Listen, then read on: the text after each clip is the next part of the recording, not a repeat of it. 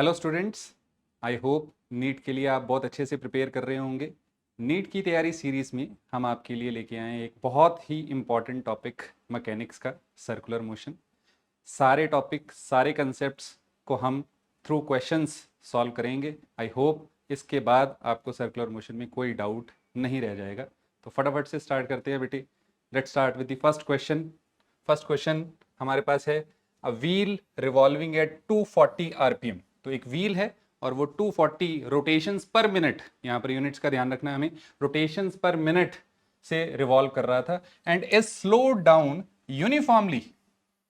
Uniform rate से वो slow down हो रहा है। तो इससे हमें क्या पता लगता है कि इसके एंगुलर एक्सेलरेशन कांस्टेंट है। एंगुलर एक्सेलरेशन कांस्टेंट है क्योंकि यूनिफॉर्म रेट से वो स्लो डाउन हो रहा है। स्लो डाउन होके उसकी फ्रीक्वेंसी कितनी हो गई? 120 आरपीएम। कितनी देर के बाद? After completing 10 revolutions. 10 revolutions complete करने के बाद उसकी फ्रीक्वेंसी चेंज होकर के 120 आरपीएम रह गई है। अब हमें निकालना क्या है? हमें ढूंढना है एंगुलर एक्सेलरेशन का वैल्यू। एंगुलर एक्सेलरेशन यानी अल्फा। अल्फा का ही वैल्यू हमसे पूछा गया है। अब मुझे बताओ बेटे, आपको फ्रीक्वेंसी इनिशियल पता है तो क्या आप एंगुलर स्पीड इनिशियल ढूंढ सकते हैं by using the expression 2 pi into frequency? कितना फ्रीक्वेंसी गिवन है हमें? इनिशियल 240, लेकिन किसमें गिवन है? आरपीएम में। हमें इसको आरपीएस, रेवोल्यूशंस पर सेकंड में कन्वर्ट करना पड़ेगा डिवाइडेड बाय 60 करके। तो हमारे पास इससे इनिशियल एंगुलर स्पीड 8 पाई के इक्वल आ गई। फाइनल एंगुलर स्पीड भी मैं सिमिलर फॉर्मूला से ढूंढ सकता हूं। फाइनली मेरे पास कितनी फ्रीक्वेंसी रह गई है? 120 आरपीएम। फिर से आरपीएम है तो डिवाइडेड बाय 60, तो कितनी वैल्यू रह जाएगी जी हमारे पास? 4 पाई। कितनी देर के बाद ऐसा हुआ? After completing 10 revolutions. तो बेटे एक रेवोल्यूशन में ये कितना एंगुलर डिस्प्लेसमेंट करेगा? एक पूरे रेवोल्यूशन में 2 पाई करेगा। कितने रेवोल्यूशंस हो गए यहाँ पे? 10 रेवोल्यूशंस। तो 10 रेवोल्यूशंस में कितना एंगुलर डिस्प्लेसमेंट इसने कवर कर लिया होगा बेटे? 20 पाई रेडियन। अब मुझे ओमेगा इनिशियल पता है, ओमेगा फाइनल पता है, थीटा पता है, और मुझे किसका वैल्यू चाहिए? अल्फा का वैल्यू चाहिए। और क्योंकि अल्फा कांस्टेंट है बेटे, तो इसलिए इक्वेशंस ऑफ सर्कुलर मोशन हमारे यहां पर एप्लीकेबल हैं। तो मैं थर्ड इक्वेशन से अल्फा का वैल्यू बहुत ही इजीली ढूंढ सकता हूं। थर्ड इक्वेशन क्या है? Omega final square minus omega initial square equals to 2 alpha theta. Omega final कितना है हमारे पास? 4 पाई। ओमेगा इनिशियल कितना था जी हमारे पास? 8 पाई। थीटा कितना है जी हमारा? 20 पाई।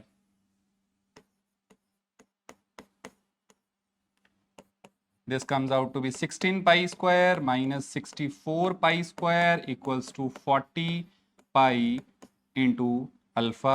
This value is minus 48 pi square equals to 40 pi alpha. Pi से pi will get cancelled out. 4 into 10 into 12. तो alpha comes out to be minus 1.2 pi. pi का वैल्यू हम सब जानते हैं 3.14। तो ये वैल्यू अप्रोक्सीमेटली मेरे ख्याल से 4 के करीब होना चाहिए। क्वेश्चन ने भी अप्रोक्सीमेट वैल्यू ही मुझसे पूछी है। तो कौन सा करेक्ट ऑप्शन होना चाहिए बेटे हमारे पास? Third option. आई होप कोई डाउट नहीं होना चाहिए इसमें आपको, सबको क्लियर है जी। नेक्स्ट देखते हैं। नेक्स्ट क्वेश्चन कह रहा है जी length of a seconds hand in a watch. Watch में, क्लॉक में एक सेकंड्स हैंड है, उसका लेंथ मुझे गिवन है। कितना लेंथ गिवन है? 1 सेंटीमीटर। पूछा क्या गया है? Magnitude of change in velocity of its tip in 15 seconds. 15 seconds में उसके टिप का मुझे चेंज इन वेलोसिटी बताना है। तो यहां पर एक बहुत इंपॉर्टेंट कंसेप्ट आ जाता है, क्या जी? कि अगर कोई बॉडी रोटेट कर रही है तो उस बॉडी का हर एक पॉइंट सर्कुलर मोशन एग्जीक्यूट करता है। अब जैसे मान लीजिए ये सेकंड्स हैंड है, ये इसका टिप है, तो आप इसके टिप को अगर ऑब्जर्व करें, जब सेकंड्स हैंड रोटेट करेगा तो इसका टिप किस में मूव कर रहा है? सर्कुलर पाथ में मूव कर रहा है। और ऐसा करते हुए मुझे 15 सेकंड्स में इसका चेंज इन वेलोसिटी बताना है। अगर यहां पर हम लोग डायग्रामेटिकली इसको देखें, मान लीजिए ये हमारा सेकंड्स हैंड है, ये इसकी टिप है, इसकी टिप इनिशियली इस डायरेक्शन में मूव कर रही है, this is it's initial velocity. After 15 seconds इसकी टिप कहां पहुंच जाएगी, बिल्कुल यहां पहुंच जाएगी। तो इसका वेलोसिटी वेक्टर इस तरफ हो जाएगा बेटे। अब हमें पता है कि क्लॉक में हर हैंड जो है वो यूनिफॉर्म एंगुलर स्पीड से रोटेट करता है, तो यूनिफॉर्म एंगुलर स्पीड से रोटेट कर रहा है, तो इसलिए सबकी पॉइंट्स की लीनियर स्पीड भी आपस में इक्वल होनी चाहिए, यानी उसके टिप का इनिशियल और final speed they must be equal to each other. अब मुझे चाहिए उनका चेंज का मैग्नीट्यूड। यहां वेक्टर्स का एक बहुत ही सिंपल रिजल्ट हम लोग यूज कर सकते हैं। If the magnitude of two parent vectors they are equal, तो उनका वेक्टर सब्ट्रैक्शन हम simply 2v sine theta by 2 use कर सकते हैं, एंगल डिवाइडेड बाई 2। और यहां पर क्लियरली हमें पता लग रहा है कि इनिशियल और फाइनल वेलोसिटी में कितना एंगल है जी, 90 degree. This becomes sine 45, 1 by root 2, this becomes root 2 v। अब मुझे v का वैल्यू चाहिए। अभी मैंने आपको बताया कि बॉडी रोटेट करती है तो हर एक पॉइंट किस में रिवॉल्व करेगा, सर्कुलर पाथ में। तो ये हमने एग्जांपल देखी थी, सेकंड्स हैंड है, ये इसकी टिप है, तो इसकी टिप का आप देखिए, आपको बिल्कुल इजीली ये विजुअलाइज हो रहा होगा कि इसके टिप का जो रेडियस ऑफ सर्कुलर पाथ बनेगा वो इसका लेंथ होगा, और लेंथ मुझे गिवन है कितना, 1 सेंटीमीटर। तो यहां पर मैं v को r ओमेगा यूज करके रेडियस का वैल्यू 1 सेंटीमीटर पुट कर सकता हूं। अब यूनिट्स कन्वर्ट करने हैं या नहीं करने हैं वो ऑप्शन से देख लेते हैं। सारी ऑप्शंस मुझे नजर आ रही हैं, किसमें गिवन है, सेंटीमीटर पर सेकंड में, तो यूनिट कन्वर्ट करने की हमें कोई जरूरत यहां पर नहीं होनी चाहिए। रही बात ओमेगा की, ओमेगा हम लोग 2 pi by time period of revolution लिख सकते हैं। कितने टाइम में ये पूरा रेवोल्यूशन लगाता है जी, 60 सेकंड्स में। तो मेरे ख्याल से हमारा answer root 2 pi by 30 centimetre per second होना चाहिए। क्लियर है? तो कौन सी ऑप्शन बन गई जी हमारे पास, first option. First option is the correct option for this question. Clear? Next बढ़ते हैं। नेक्स्ट क्वेश्चन क्या कह रहा है जी, let omega 1, omega 2 and omega 3 be the angular speeds of second hand. फिर से क्लॉक के ऊपर फिर से क्वेश्चन है, लेकिन अब तीनों हैंड की, second hand, minute hand and hour hand की स्मूथली रनिंग एनालॉग क्लॉक की एंगुलर स्पीड्स मुझे बताई गई। ठीक है जी। नेक्स्ट क्या बताया हुआ है, x1, x2 and x3 are their respective angular distances in 1 minute. तो मुझे उनकी एंगुलर स्पीड्स भी बताई गई हैं और मुझे उनके एंगुलर डिस्टेंसेस भी बताए गए हैं। कितने टाइम में एंगुलर डिस्टेंसेस कवर किए हैं, 1 मिनट के अंदर। अब पूछा क्या गया है, the factor which remains constant is, कौन सा फैक्टर इनमें से कांस्टेंट रहना चाहिए, उनकी क्या रेशो कांस्टेंट रहनी चाहिए, क्या उनका प्रोडक्ट कांस्टेंट रहना चाहिए, and so on. Very easy question. इसका answer definition of angular speed में ही छुपा हुआ है। एंगुलर स्पीड हम कैसे डिफाइन करते हैं बेटे, angular displacement divided by time interval. अगर आप ध्यान से देखें तो ओमेगा बाय थीटा यहां पर मेरे पास 1 बाय टी आ जाएगा, बिकॉज टी सबके लिए क्या बताया हुआ है, सेम बताया हुआ है। तो ये ratio angular speed bye angular distance की रेशो भी सबके लिए क्या होनी चाहिए, सेम होनी चाहिए। तो कौन सी करेक्ट ऑप्शन बन गई, रेशो वाली, which is the first option. Very easy question. Clear है सबको? नेक्स्ट देखते हैं बेटे। Next, the diagram shows a CD rotating clockwise as seen from above. तो मुझे एक डायग्राम दी गई है और वो सीडी की डायग्राम है और उसका यहां पर टॉप व्यू मुझे दिखाया गया है। ठीक है। After turning it of the CD slows down. तो आपने सीडी प्लेयर बंद कर दिया है और सीडी अब स्लो डाउन हो रही है। ठीक है। Assuming it has not come to a stop yet, रुकी नहीं है अभी तक, वो घूम रही है लेकिन धीरे धीरे वो स्लो डाउन होती जा रही है। मुझे direction of acceleration of point P at this instant बताना है। इस इंस्टेंट पर पॉइंट पी का क्या डायरेक्शन होगा ये हमें पूछा गया है। ये मेरा पॉइंट पी है बेटे। अब देखिए सीडी क्लॉकवाइज रोटेट कर रही है, तो इस पॉइंट P का जो वेलोसिटी होना चाहिए आपको इजीली पता लगना चाहिए, इस तरफ होना चाहिए। अब क्योंकि ये सर्कुलर पाथ में मूव कर रहा होगा पॉइंट P, जैसा कि हमने लास्ट क्वेश्चन में भी डिस्कस किया, तो सर्कुलर पाथ में द नेसेसरी एक्सेलरेशन जो इसको चाहिए ही होगी वो है इसकी सेंट्रीपिटल एक्सेलरेशन। तो सेंट्रीपिटल एक्सेलरेशन किस तरफ होती है बेटे? टुवर्ड्स दी सेंटर होती है। तो सेंट्रीपिटल एक्सेलरेशन तो होनी ही चाहिए, लेकिन एक और इंफॉर्मेशन क्वेश्चन में गिवन है। क्या गिवन है? कि CD स्लो डाउन हो रही है, तो पॉइंट P का स्पीड भी धीरे धीरे कम होते रहना चाहिए। अब देखिए पॉइंट P का क्योंकि स्पीड चेंज हो रहा है, तो there has to be some non zero tangential acceleration, because आप रिकॉल करें तो सेंट्रीपिटल एक्सेलरेशन कभी भी स्पीड चेंज नहीं कर सकती है। स्पीड चेंज करने का काम टेंजेंशियल एक्सेलरेशन करती है। क्लियर है सबको? अब देखिए स्पीड क्योंकि कम हो रही है तो tangential acceleration must be opposite to the direction of velocity. Velocity इस तरफ है तो टेंजेंशियल एक्सेलरेशन हमारी इस तरफ होनी चाहिए, और इन दोनों का रिजल्टेंट कहीं ना कहीं इस डायरेक्शन में लाई करना चाहिए, और इस डायरेक्शन में लाई करता हुआ रिजल्टेंट का कौन सा ऑप्शन है? First option. कोई डाउट है जी इस बात में? क्लियर है सबको? नेक्स्ट क्वेश्चन देखते हैं। नेक्स्ट क्वेश्चन हमसे पूछ रहा है angular velocity of position vector of point P about O in the figure shown is. तो पॉइंट P का मुझे लीनियर वेलोसिटी बताया गया है 10 मीटर पर सेकेंड, और पॉइंट P पॉइंट O से 5 सेंटीमीटर दूर है, और पॉइंट P का मुझे एंगुलर स्पीड बताना है विद रिस्पेक्ट टू O। तो यहां पर बहुत ही basic definition of angular speed हम लोग यूज कर सकते हैं। क्या? एंगुलर स्पीड हम मैथमेटिकली लिख सकते हैं वेलोसिटी ऑफ द पार्टिकल, लेकिन कौन सा component? Which is perpendicular to R vector. R vector क्या है यहां पे?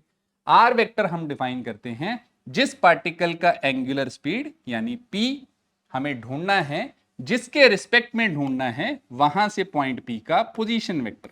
तो ये जो एरो इंडिकेट किया हुआ है डायग्राम में इटसेल्फ ही, ये मेरा पोजीशन वेक्टर होना चाहिए, divided by separation between the two points. अब मुझे बताइए क्या इसका वेलोसिटी आर वेक्टर के परपेंडिकुलर है? बिल्कुल नहीं है। तो क्या इजीली रेक्टेंगुलर कंपोनेंट्स तोड़ के हम इसके दोनों परपेंडिकुलर भी और पैरेलल टू आर वेक्टर भी दोनों ढूंढ सकते हैं? बिल्कुल ढूंढ सकते हैं। ये कौन सा कंपोनेंट होना चाहिए बेटे? Cos component. 10 cos 30 comes out to be 5√3, और ये कौन सा कंपोनेंट होना चाहिए? 10 sin 30 विच इज 5। तो मुझे कौन सा कंपोनेंट चाहिए बेटे? जो आर के परपेंडिकुलर होगा, यानी 5। अब फिर से ध्यान रखना है स्पीड का एसआई यूनिट क्या गिवन है? मीटर पर सेकेंड, लेकिन आर का कौन सा यूनिट गिवन है यहां पर? सेंटीमीटर। इस बात की गलती नहीं करनी है, हम इसको कन्वर्ट कर लेते हैं मीटर में, तो this comes out to be 0.05, तो this value comes out to be 100 radian per second. First option. Clear है सबको बेटे? कोई दिक्कत? नेक्स्ट देखते। नेक्स्ट क्या कह रहा है जी? A toy racing car moves with constant speed around the circle shown. तो एक टॉय कार है और वो सर्कुलर पाथ एग्जीक्यूट कर रही है as shown. When it is at point A its coordinates are 0,3। तो पॉइंट ए के मुझे कोऑर्डिनेट्स दिए हुए हैं। हर क्वेश्चन में मैं ये एडवाइस करता हूं बच्चों को कि जो आपको डाटा दे रखा है आप उसको साथ के साथ लिखते जाओ। इससे क्वेश्चन को अप्रोच करना भी बहुत इजी हो जाता है, और कोई पॉइंट रह जाए या भूल जाए ऐसे चांसेस भी बहुत कम हो जाते हैं। ठीक है, तो अब पॉइंट ए के कोऑर्डिनेट 0,3 हैं, तो इससे मुझे ये बात समझ में आ रही है कि इसके सर्कुलर पाथ का जो रेडियस है वो 3 मीटर है बेटे, है ना? क्योंकि ये डिस्टेंस 3 है, तो this is the radius of the circular path. तो radius of the circular path यहां पर 3 मीटर होना चाहिए। क्लियर है जी? और क्या बताया है जी हमें? And its velocity is 6 i cap, 6 metre per second i cap. Point A पर इसका velocity towards positive x axis है और वो 6 मीटर पर सेकेंड है। इससे मुझे क्या पता लग रहा है? इससे मुझे ये पता लग रहा है कि ये जो पार्टिकल है ये क्लॉकवाइज सर्कुलर पाथ में मूव कर रहा है। ठीक है, मुझसे पूछा क्या गया है? When it is at point B its velocity and acceleration are respectively. Point B पर मुझे इसका वेलोसिटी और एक्सेलरेशन बताना है। देखो बेटे, पहली बात मुझे क्वेश्चन में बता दी गई है कि इसका जो स्पीड है वो कांस्टेंट है, यानी वेलोसिटी का जो मैग्नीट्यूड है वो चेंज नहीं होना चाहिए। 6 था ए पर, तो बी पर भी 6 ही होगा, लेकिन ऑब्वियसली डायरेक्शन तो चेंज होगी। तो पॉइंट बी पर इसका डायरेक्शन क्योंकि क्लॉकवाइज मैनर में घूम रहा है, तो टेंजेंट टू द पाथ इस डायरेक्शन में होना चाहिए, which is along positive Y axis, जिसको कि हम जे कैप यूनिट वेक्टर से डिनोट कर सकते हैं। तो मेरे पास इसका velocity vector at point B बहुत इजीली आ गया। अब मुझसे नेक्स्ट क्या पूछा गया है, मुझे इसका पॉइंट बी पर एक्सेलरेशन वेक्टर भी बताना है। अब क्योंकि स्पीड क्या है, कांस्टेंट, तो टेंजेंशियल एक्सेलरेशन होगी क्या, अभी हमने बात की थी पिछले क्वेश्चन में। टेंजेंशियल एक्सेलरेशन किसके लिए रिस्पॉन्सिबल है बेटे, स्पीड चेंज करने के लिए। क्या स्पीड चेंज हो रही है, स्पीड चेंज नहीं हो रही है, तो कोई टेंजेंशियल एक्सेलरेशन एग्जिस्ट नहीं करेगी हमारे पास। तो सिर्फ कौन सी एक्सेलरेशन एग्जिस्ट करेगी, सेंट्रीपिटल एक्सेलरेशन। और सेंट्रीपिटल एक्सेलरेशन किस तरफ एग्जिस्ट करती है जी, टुवर्ड्स दी सेंटर। इस जगह पर सेंट्रीपिटल एक्सेलरेशन क्योंकि पॉजिटिव एक्स एक्सिस में आ रही है, तो that must be along I cap. और सेंट्रीपिटल एक्सेलरेशन का एक्सप्रेशन हम जानते हैं, which is V square by R. वो इजीली यहां पर हम सब्स्टिट्यूट कर सकते हैं। स्पीड कितनी है 6, रेडियस कितना है 3, तो 36/3 that comes out to be 12 I cap metre per second square. तो कौन सी ऑप्शन हमारी करेक्ट ऑप्शन होनी चाहिए बेटे, स्पीड 6 जे कैप है और एक्सेलरेशन 12 आई कैप है, तो मेरे ख्याल से थर्ड ऑप्शन हमारा करेक्ट आंसर इसका होना चाहिए।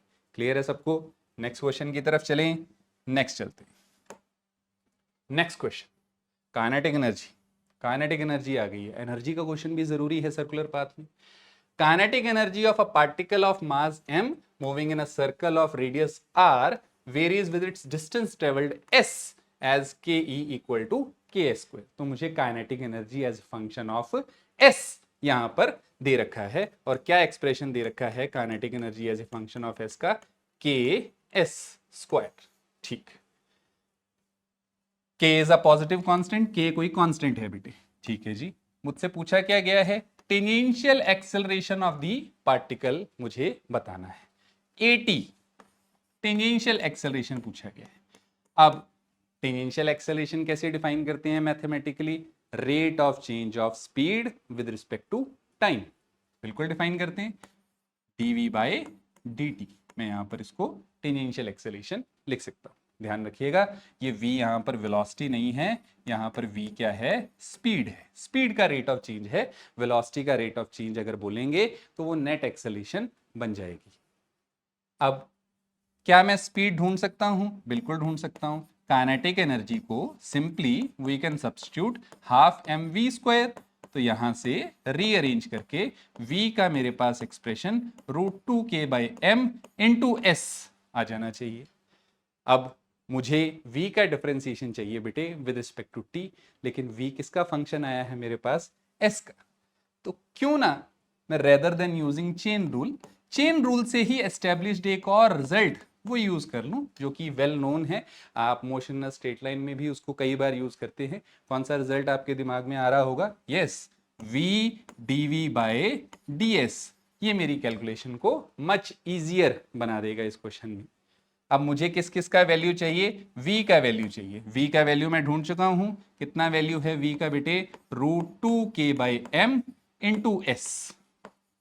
दूसरा मुझे वैल्यू चाहिए dv/ds का, differentiation of v with respect to s।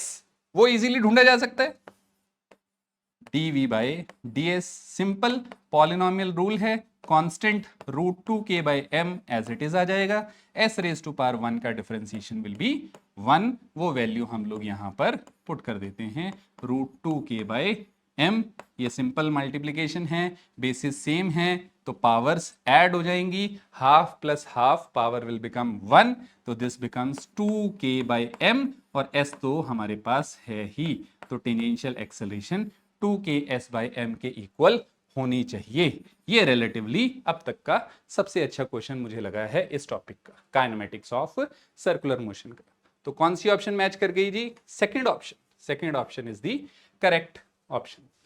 Clear है सबको? नेक्स्ट देखें, नेक्स्ट देखते हैं। नेक्स्ट क्वेश्चन क्या कह रहा है जी? A particle moves along a circle of radius 20 by pi. मुझे सर्कुलर पाथ का रेडियस गिवन है 20 बाई पाई मीटर, ठीक है, with constant tangential acceleration. Tangential acceleration constant है,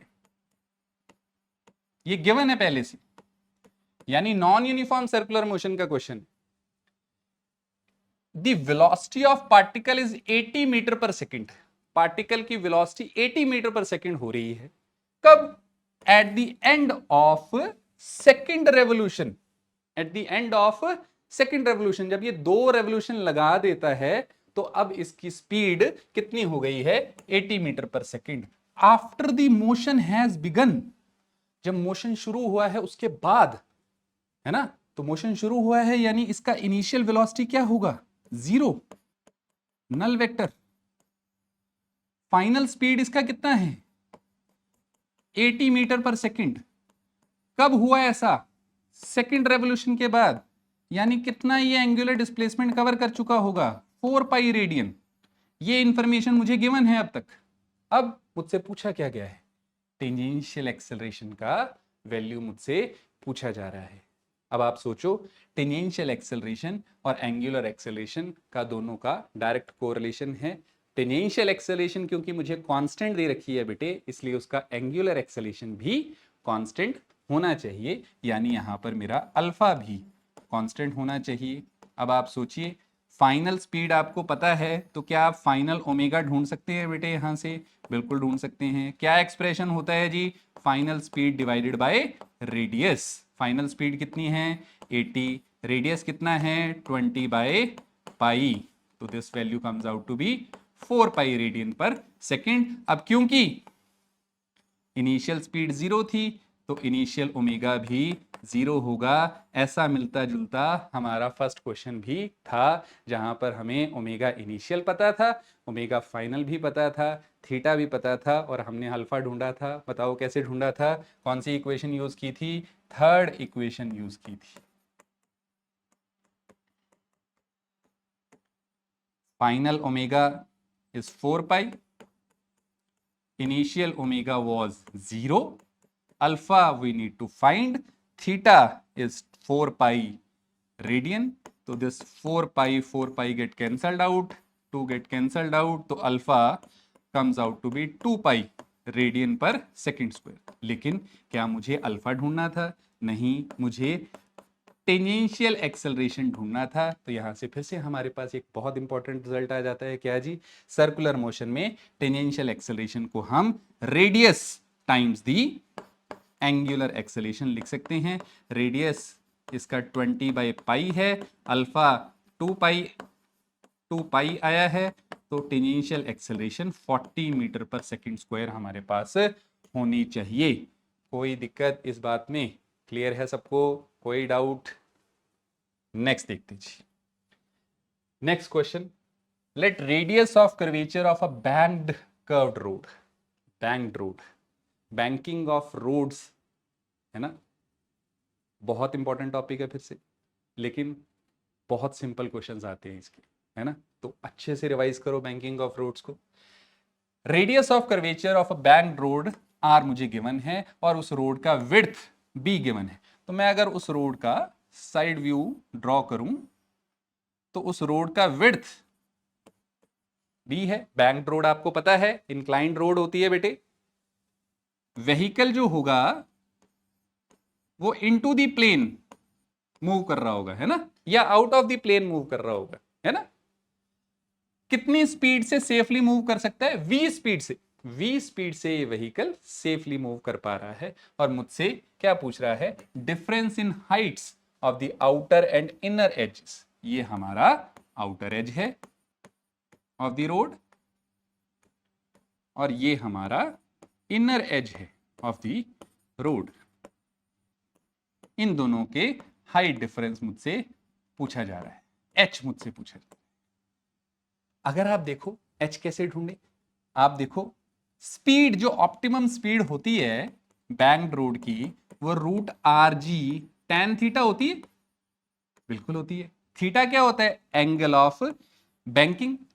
अब मुझे बी गिवन है और एच पूछा गया है, तो सिंपली इस ट्राइंगल में आपको tan theta perpendicular upon base simply H by B पता चल रहा है।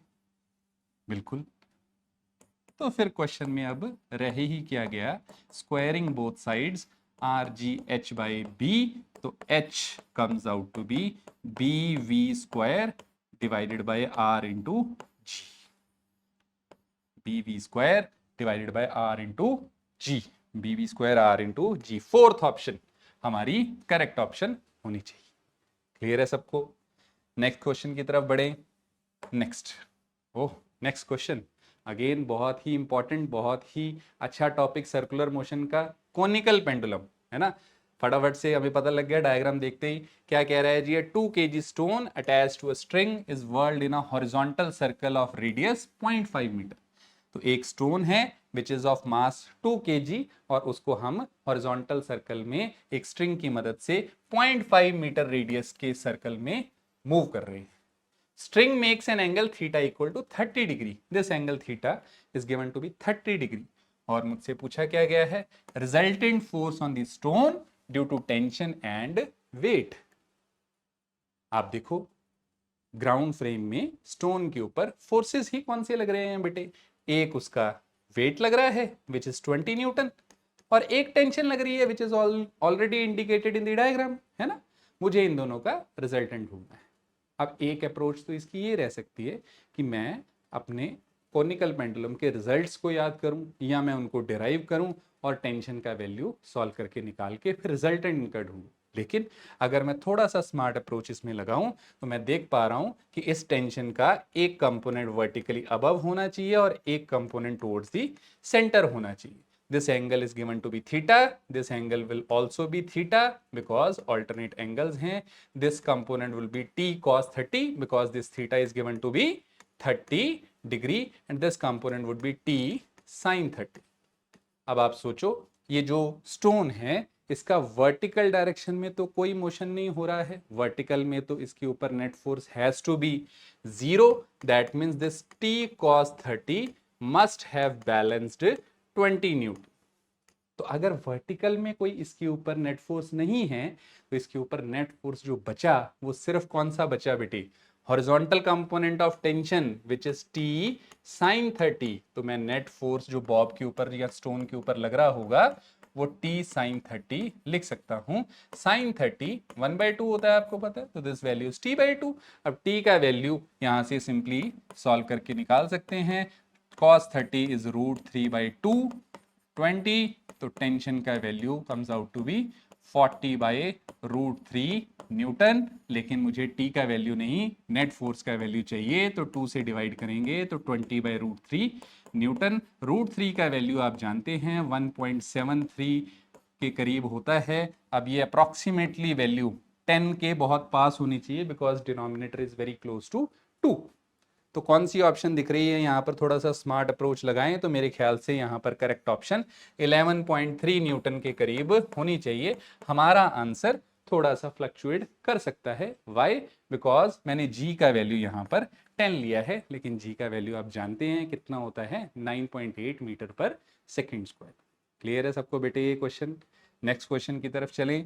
नेक्स्ट देखते जी। नेक्स्ट क्वेश्चन क्या कह रहा है? A particle lies on a rough horizontal plate rotating with constant angular velocity omega about a fixed vertical axis. तो मेरे पास एक हॉरिजॉन्टल प्लेट है जो एक वर्टिकल एक्सिस के अबाउट ओमेगा एंगुलर स्पीड से रोटेट कर रही है और उसके ऊपर एक हमने पार्टिकल रख दिया है। कितने डिस्टेंस पर बेटे? 5a/4 पर। तो यहां पर एक पार्टिकल रख दिया गया है जो कि एक्सिस से कितने डिस्टेंस दूरी पर है? 5a/4 दूरी पर है ना। Coefficient of friction between the plate and the particle is 1/3। Plate और पार्टिकल के बीच में जो फ्रिक्शन कोएफिशिएंट है that is given to be 1/3। ये मुझे डाटा गिवन है। मुझसे पूछा क्या गया है? मुझसे पूछ रहा है largest value of omega square for which the particle will not slip on the plate. Omega square का सबसे बड़ा वैल्यू बताएं ताकि ये पार्टिकल अपनी प्लेट के ऊपर, जिसके ऊपर रखा हुआ है, उसे स्लिप ना करे। अब फिर से यहां पर अगर ये पार्टिकल स्लिप नहीं कर रहा है तो दैट मीन्स ये पार्टिकल इस प्लेट के साथ सर्कुलर पाथ में मूव कर रहा होना चाहिए, और उस सर्कुलर पाथ का रेडियस शुड बी 5a/4, क्योंकि वही उसका एक्सिस से डिस्टेंस भी गिवन है बेटू, है ना। अब कौन कौन से फोर्सेस पार्टिकल पर लग रहे होंगे? एक तो वेट लग रहा होगा वर्टिकली डाउन, एक नॉर्मल डायरेक्शन लग रहा होगा vertically above, and they must balance each other because there is no motion along the vertical. अब आप सोचें, प्लेट के ऊपर अगर कोई पार्टिकल रख दिया गया है और वो प्लेट रिवॉल्व कर रही है, तो with respect to that plate ये पार्टिकल एक्सिस से अवे स्लिप होने की टेंडेंसी रखना चाहिए। अगर ये बाहर की तरफ स्लिप होना चाह रहा है बेटे, तो इसको बाहर स्लिप होने से बचाएगा कौन? फ्रिक्शन। और अगर स्लिप नहीं हो रहा है तो कौन सा फ्रिक्शन होगा बेटे? स्टैटिक फ्रिक्शन, जो कि टुवर्ड्स दी सेंटर लग रहा होगा। आप इनर्शियल फ्रेम में ऐसा भी कह सकते हैं कि क्योंकि frictional force towards the centre लग रहा है, तो टुवर्ड्स दी सेंटर जो इकलौता फोर्स लग रहा है, that must provide the necessary centripetal force, जिसको कि मैं mr⍵² लिख सकता हूं। अब इससे मुझे बहुत अच्छे से एक बात पता लग रही है कि ओमेगा का वैल्यू अगर इंक्रीज करेंगे तो फ्रिक्शन का वैल्यू भी इंक्रीज होना चाहिए, तभी वो उसको नेसेसरी सेंट्रीपिटल फोर्स प्रोवाइड कर सकता है। लेकिन स्टैटिक फ्रिक्शन है तो सेल्फ एडजस्टिंग फोर्स, लेकिन क्या उसका वैल्यू हमेशा किसी भी वैल्यू तक इंक्रीज कर सकता है? नहीं। हम जानते हैं कि स्टैटिक फ्रिक्शन का मैक्सिमम वैल्यू लिमिटिंग फ्रिक्शन हो सकता है, तो this value has to be less than और equal to limiting friction. Limiting friction हम कैसे एक्सप्रेशन यूज कर सकते हैं? लिमिटिंग फ्रिक्शन हम म्यू इंटू नॉर्मल लिख सकते हैं। म्यू इंटू नॉर्मल, और नॉर्मल का वैल्यू कितना था बेटे हमारे पास? mg।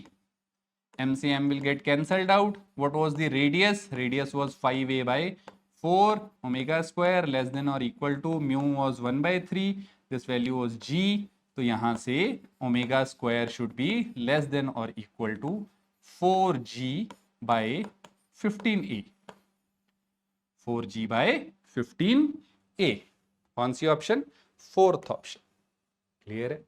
ये हॉरिजॉन्टल सर्कुलर मोशन की डायनेमिक्स का फिर से एक क्वेश्चन है। एक हॉरिजॉन्टल सर्कुलर मोशन की डायनेमिक्स का क्वेश्चन हमने बैंकिंग ऑफ रोड से किया, एक हमने कॉनिकल पेंडुलम से किया, और अभी हमने एक प्लेट के ऊपर स्लिपिंग वाला सिनेरियो लेकर के डायनेमिक्स ऑफ सर्कुलर मोशन का केस देखा। नेक्स्ट देखते हैं बेटे, नेक्स्ट क्वेश्चन क्या है।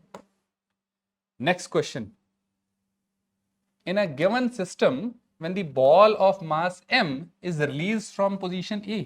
तो एक बॉल है m मास की, वो इस पोजीशन से बेटे क्या कर दी गई है? रिलीज कर दी गई है। ठीक, ए से रिलीज कर दी गई। It swings down the dotted arc. तो एक डॉटेड आर्क मुझे यहां पर दिखाई गई है, और उस पाथ को फॉलो करते हुए ये स्विंग करके नीचे गया है। ठीक है। A nail is located at a distance d below the point of suspension such that the ball just swings completely around the center, around the circle centered on the nail। ठीक है। आप देखिए, इमेजिन कीजिए scenario को कि दीवार पर एक कील लगा हुआ है, एक स्ट्रिंग यहां से जिसके एंड पर एक बॉब अटैच किया हुआ है, वो स्विंग करके ऐसे जा रही है बेटे। जब वो स्ट्रिंग यहां जाएगी, वर्टिकल पोजीशन में पहुंचेगी, तो नेल के साथ बेटे वो स्ट्रिंग अटक जानी चाहिए कि नहीं? अब अटक जाएगी तो कौन सा पोर्शन जो मूव कर पाएगा? उसका सिर्फ ये नीचे वाला पोर्शन मूव कर पाएगा। अब वो कह रहा है कि बिल्कुल ऐसा हो रहा है, नेल हमने लगा दिया था, जब ये स्ट्रिंग नीचे पहुंची तो इसके नीचे पहुंचने के बाद जब यहां पर पहुंची तो नेल के साथ वो अटक गई, लेकिन बॉब का नीचे वाला हिस्सा, सॉरी स्ट्रिंग का नीचे वाला हिस्सा, ये हिस्सा अभी भी मूव कर सकता है। तो ये अब इस नेल के अबाउट सर्कुलर पाथ में रिवॉल्व कर गया है। वर्टिकल सर्कल का क्वेश्चन है। वर्टिकल सर्कल पूछा क्या गया है? Minimum value of D possible. ऐसा होने के लिए ये जो डी डिस्टेंस गिवन है वो मुझे उसका मिनिमम वैल्यू बताना है। ठीक है, सोचते हैं देखिए ए से हमने इसको रिलीज किया बेटे बॉल को, जब ये बी पर पहुंचेगी तो ऑब्वियसली इसका पोटेंशियल एनर्जी कम हो चुका होगा बेटे। पोटेंशियल एनर्जी कम हो गया तो वो किस में कन्वर्ट हो गया होगा, काइनेटिक एनर्जी में। ऐसा क्यों हुआ होगा? मैकेनिकल एनर्जी कब कंजर्व रहती है? जब इकलौते वर्क करने वाले फोर्सेस कंजर्वेटिव फोर्सेस होते हैं। कंजर्वेटिव फोर्सेस की वजह से जब वर्क होता है और नॉन कंजर्वेटिव फोर्सेस का कोई वर्क प्रेजेंट ना हो सिस्टम में, तो सिस्टम का mechanical energy must remain conserved. ठीक है, तो यहां पर भी ऐसा ही होना चाहिए, यानी जब ये स्विंग करके बी पर पहुंचेगा तो इसका स्पीड कुछ ना कुछ हो जाना चाहिए, और वो सिंपली आप ढूंढ सकते हैं। अगर मैं इस लाइन को बेटे रेफरेंस मान लूं फॉर पोटेंशियल एनर्जी, तो आप देख पा रहे हैं ये एल लेंथ नीचे आ चुका है, तो इसका पोटेंशियल एनर्जी mgl जो था वो सारा का सारा किस में कन्वर्ट हो चुका है, इसकी काइनेटिक एनर्जी में। तो यहां से मुझे सिंपली पता लग रहा है कि पॉइंट बी पर पहुंच के इस बॉल का speed should be √2gl। Clear है यहां तक सबको? अब जब यहां पर पहुंचा तो इसके बाद इसने क्या किया बेटे, इसने नेल के about vertical circular path move किया।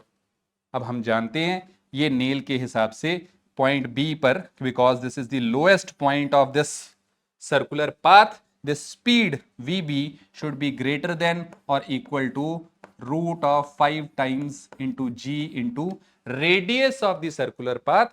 क्या radius of the circular path आप easily देख पा रहे हैं? this should be the radius of the circular path, this is l, this was d, तो this is l minus d। वो value हम यहां पर पुट कर सकते हैं, this should be greater than or equal to √5g into r। r का value l minus D है। Squaring both sides 2gl should be greater than और इक्वल टू, मैं यहां पर ब्रैकेट भी एक्सपेंड कर रहा हूं बेटे, 5gl माइनस 5gd। 5gd इधर आकर के पॉजिटिव हो जाएगा, ये दोनों terms will get cancelled out, minus हो जाएंगे, सॉरी कैंसिल नहीं होंगी, g से g will get cancelled out, तो d should be greater than और इक्वल टू 3l/5 यानी 0.6l। 0.6l should be the minimum value of d, तभी ये vertical circular path about the nail complete कर पाएगा। क्लियर है बच्चों? तो दोनों कंसेप्ट हमने जोड़ दिए, कंजर्वेशन ऑफ मैकेनिकल एनर्जी भी, और circular path, vertical circular path में कब पार्टिकल रिवॉल्व करता है उसकी मिनिमम स्पीड का कंसेप्ट भी हमने यहां पर कवर कर लिया। नेक्स्ट देखते हैं बेटे, नेक्स्ट क्वेश्चन क्या कह रहा है। नेक्स्ट क्वेश्चन नीट 2025 का क्वेश्चन है, और नीट 2025 में भी आप जानते हैं वर्टिकल सर्कल से बेटे एक अच्छा क्वेश्चन पूछा गया था। ठीक है, देखते हैं क्या है क्वेश्चन, फिर सॉल्व करते हैं अच्छे से। A bob of heavy mass m is suspended by light string of length l। तो एक बॉब है m मास का, वो l लेंथ की स्ट्रिंग से सस्पेंड किया हुआ था। The bob is given a horizontal velocity v naught as shown in figure. तो बॉब को v नॉट वेलोसिटी दी गई। If the string gets slack at some point p, point p पर जाकर के स्ट्रिंग क्या हो रही है बेटे, स्लैक हो गई है। स्लैक होने का मतलब, स्ट्रिंग जब जस्ट स्लैक होती है इसका मतलब कि स्ट्रिंग में tension has just become zero. और हम ये जानते हैं वर्टिकल सर्कुलर पाथ में हाईएस्ट पोजीशन को छोड़ के उससे पहले अगर ये टेंशन स्ट्रिंग में जीरो हो जाती है तो वो वर्टिकल सर्कुलर पाथ कंप्लीट नहीं कर पाता है। दैट मींस इसकी जो स्पीड v नॉट है ये √5gr, यहां पर रेडियस कितना है l, √5gl से कम होनी चाहिए, तभी ये पूरा सर्कुलर पाथ कंप्लीट नहीं कर पाया। अच्छा, यहीं पर ही मैं आपको एक और एड ऑन पॉइंट बता दूं, क्योंकि ये इस जगह पर सर्कुलर पाथ को लीव कर रहा है, इस क्वाड्रेंट में लीव कर रहा है, तो this speed should be greater than also √2gl, because अगर स्पीड √2gr से कम या उसके इक्वल होती है तो इस बॉब का वेलोसिटी या तो इस पोजीशन पर आकर के जीरो हो जाएगा या इससे पहले ही क्या हो जाएगा, जीरो हो जाएगा। फिर ये बॉब ऑसिलेटरी मोशन करने लग जाता है, इसका केस ऑसिलेटरी मोशन का केस बन जाता है। ठीक है, अब चलिए बैक टू द क्वेश्चन। हमें क्या कह रखा था कि पॉइंट P पर ये स्ट्रिंग स्लैक हो गई है by making an angle theta with the horizontal, diagram में भी शो कर रखा है। ठीक है जी। Ratio of speed v of the bob at point P पर बॉब का स्पीड v है, मुझे उसका रेशो बताना है। किसके साथ बताना है? v0 के साथ। v0 क्या था? Initial speed. मुझे इनका रेशो पता करना है। अब मैं अगर सोचूं, ऑप्शंस को ध्यान से देखूं, ऑप्शंस में ना तो v गिवन है ना तो v0 गिवन है, सारे आंसर्स थीटा की टर्म्स में एक्सप्रेस किए गए हैं। तो मेरा ये ऑब्जर्वेशन कह रहा है कि मुझे v और v0 दोनों को ही थीटा की टर्म्स में सॉल्व कर लेना चाहिए, तभी मैं उनकी रेशो को इस फॉर्म में एक्सप्रेस कर पाऊंगा। अब क्योंकि वेरिएबल्स मुझे दो नजर आ रहे हैं, मुझे v भी ढूंढना है और मुझे v0 भी ढूंढना है, तो मुझे यहां पर इक्वेशंस भी बेटे दो बनानी पड़ेंगी। दो इक्वेशंस कैसे बना सकता हूं?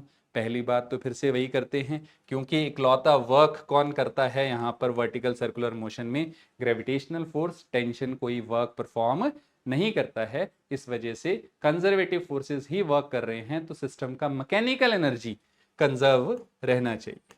तो एक इक्वेशन मेरे पास कंजर्वेशन ऑफ मैकेनिकल एनर्जी से बन जानी चाहिए। दूसरी इक्वेशन में कैसे सोच सकता हूं?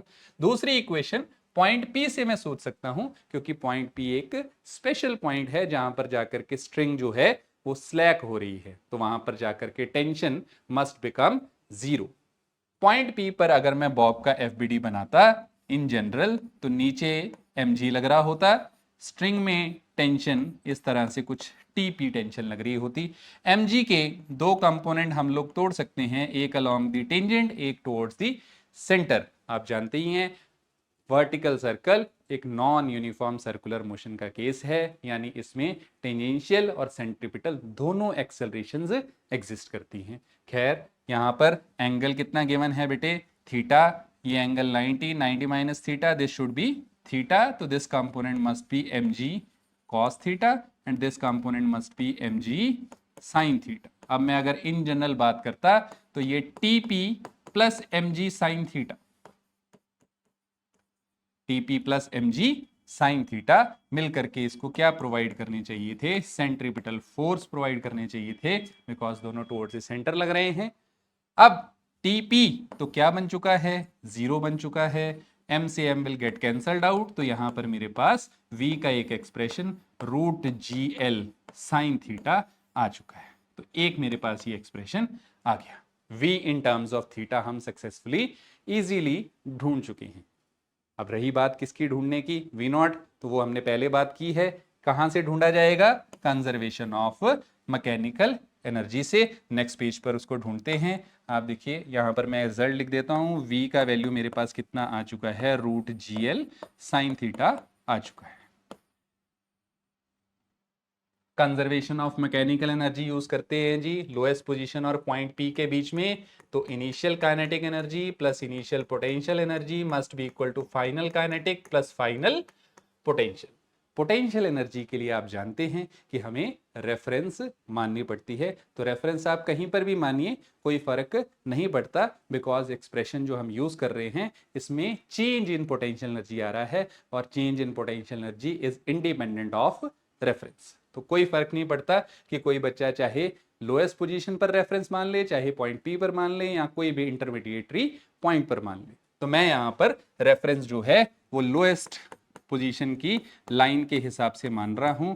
तो अगर मैं यहां पर रेफरेंस मान रहा हूं तो इनिशियली बॉब रेफरेंस पर है, तो initial potential energy must B zero. Initial kinetic energy is half m v0 square, final kinetic energy is half m v square, final potential energy plus mg होगी, h होगी। क्यों? क्योंकि वो reference से ऊपर है। रेफरेंस से जब कभी भी ऊपर होता है पॉइंट मास या पार्टिकल, तो हमारी पोटेंशियल एनर्जी पॉजिटिव निकल के आती है। रेफरेंस से वही नीचे होता है तो potential energy negative value represent करती है। अब मुझे यहां पर हाइट चाहिए अबव द रेफरेंस। इतनी हाइट तो आप देखिए बेटे, मुझे क्लियरली पता लग रही है कि ये जो हाइट है, दिस हाइट इज L, ये हाइट L है। अब मुझे ये हाइट पता करनी है, ये हाइट, इसमें भी कोई डिफिकल्ट बात नहीं है। स्ट्रिंग का लेंथ L है, और आप देखिए ये इस ट्राइंगल का हाइपोटेन्यूज है। हाइपोटेन्यूज अगर L है तो परपेंडिकुलर L sin थीटा होना चाहिए। तो टोटल लेंथ कितनी बन गई बेटे? Total height above the reference कितनी बन गई? L plus L sin theta. अब इस एक्सप्रेशन में m कॉमन लेकर के विल गेट कैंसल्ड आउट। मैं दोनों ही साइड्स को 2 से मल्टीप्लाई कर रहा हूं। v² plus 2gl plus 2gl sine theta. अब आप देखिए हमने v का वैल्यू तो निकाल ही रखा था, वो वैल्यू यहां पर सब्स्टिट्यूट कर देते हैं। तो v0² will be equal to v का square will be gl sine theta plus 2gl plus 2gl sine theta. तो v0 will come out to be equal to this is 2gl plus 3gl sin theta का whole root. तो मेरे पास दोनों values अब आ गई हैं बेटे। अब क्वेश्चन में कुछ नहीं रह गया है सिवाय इनकी रेशो ढूंढने के। तो मुझे v बाई v0 ढूंढना है। दोनों की पावर में हाफ लिख सकता हूं, रूट का मतलब पावर हाफ होती है।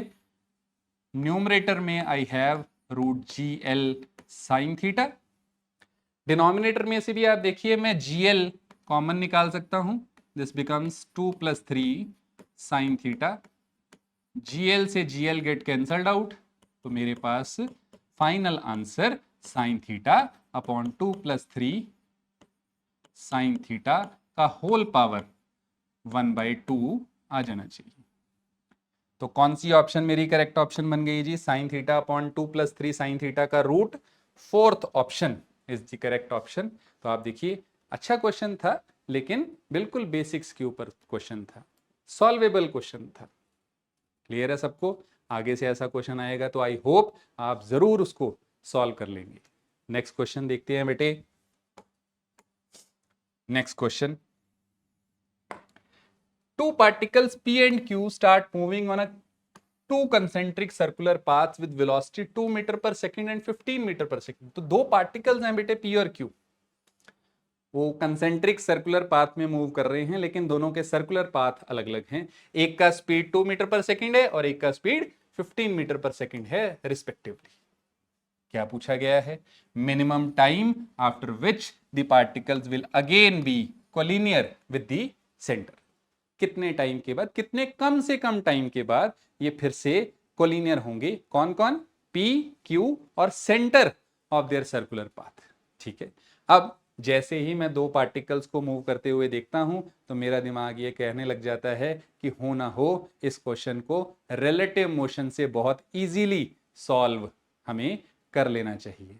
चलिए अप्रोच करके देखते हैं। अब एक और बात साथ में सोचनी जरूरी है, क्या पार्टिकल्स स्ट्रेट लाइन पाथ में मूव कर रहे हैं? नहीं मूव कर रहे हैं। सर्कुलर पाथ में मूव कर रहे हैं। तो सर्कुलर पाथ में हमेशा ये एडवांटेजियस होता है कि we use the relative angular parameters, because उनकी डायरेक्शन कॉन्टिन्यूसली चेंज नहीं हो रही होती। तो यहां पर भी ऐसा ही करते हैं हम लोग, दोनों पार्टिकल्स का पहले एंगुलर स्पीड ढूंढ लेते हैं। तो एंगुलर स्पीड ऑफ Q की अगर मैं बात करूं तो that should be the linear speed of Q which is 15 divided by its radius which is 3. So this is 5 radian per second. Angular speed of P की मैं अगर बात करूं तो linear speed of P is 2, radius of P is 1 metre, तो this is 2 radian per second. तो इससे मुझे बहुत आसानी से relative angular speed of Q with respect to P पता लग जाएगी। Omega Q minus omega P which is 5 - 2 यानी 3 radian per second. I hope इसमें कोई डाउट नहीं होना चाहिए। बहुत सिंपल रिलेटिव पैरामीटर्स हैं ढूंढना। अब मुझे क्वेश्चन के ऊपर आ जाना चाहिए। अच्छा, रिलेटिव से ये बात हमारी करनी रहेगी कि एडवांटेज क्या होती है सर? देखो, रेदर देन यूजिंग कि मैं दोनों पार्टिकल्स की अलग अलग इक्वेशंस बनाऊं, फिर मैं उन दोनों का मैथमेटिक्स मैनिपुलेट करूं, उनको सॉल्व करूं, मैं रिलेटिव इसलिए प्रेफर कर रहा हूं क्योंकि रिलेटिव की मदद से जो ऑब्जर्वर है हम उसको रेस्ट पे अज्यूम कर सकते हैं। इससे होगा क्या? दो पार्टिकल्स की बजाय अब मुझे सिर्फ एक पार्टिकल के रिलेटिव पैरामीटर्स को ऑब्जर्व करना है। यहां पर हमने ऑब्जर्वर किसको बनाया है बेटे? P को। तो अब मैं P को किस पे अज्यूम कर सकता हूं बेटे? रेस्ट पे। तो अब सिर्फ कौन मूव करेगा? Q। अब आप सोचो Q कितनी देर के बाद कहां होना चाहिए ताकि Q, P और सेंटर कोलिनियर हो जाए? सोचो। हो सकता है आप सोचें कि Q जब पूरा रेवोल्यूशन लगा के वापस आ जाएगा तो सर ये फिर से तीनों क्या हो जाएंगे, कोलिनियर हो जाएंगे? नहीं, तभी क्वेश्चन ने मिनिमम टाइम पूछा है। आप ध्यान से देखो, Q जब रिलेटिवली आधा रेवोल्यूशन लगा करके यहां पहुंचेगा बेटे, तब भी तो P, Q और सेंटर कंसेंट्रिक होंगे कि नहीं?